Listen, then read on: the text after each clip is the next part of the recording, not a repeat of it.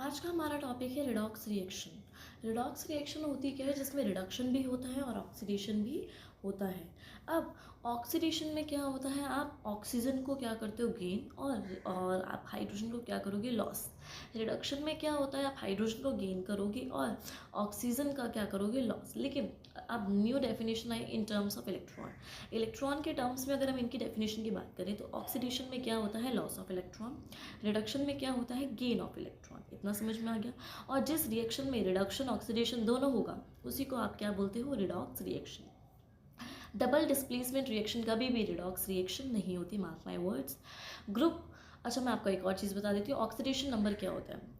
जब भी कोई बॉन्ड तोड़ते हो तो उस बॉन्ड को तोड़ने के बाद इंडिविजुअल एलिमेंट पे जो चार्ज डेवलप होता है उसी को आप उसका क्या बोलते हो, ऑक्सीडेशन नंबर। लाइक मैंने KCl का बॉन्ड तोड़ा तो KCl का बॉन्ड तोड़ने के बाद K पे और Cl पे जो चार्ज होगा वो उनका ऑक्सीडेशन नंबर डिफाइन करता है। इतना समझ में आ गया। ग्रुप 1 का ऑक्सीडेशन नंबर +1 होता है। ग्रुप 2 का ऑक्सीडेशन नंबर कितना होता है, +2।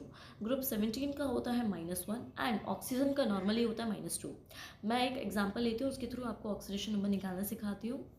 मैंने लिया KMnO4, तो इसमें इसको बोलते हैं पोटेशियम पर मैंगनेट और मुझे मैंगनीज का निकालना है। तो मुझे मैंगनीज का ऑक्सीडेशन नंबर निकालना है तो मैंने उसकी वैल्यू को रखा x।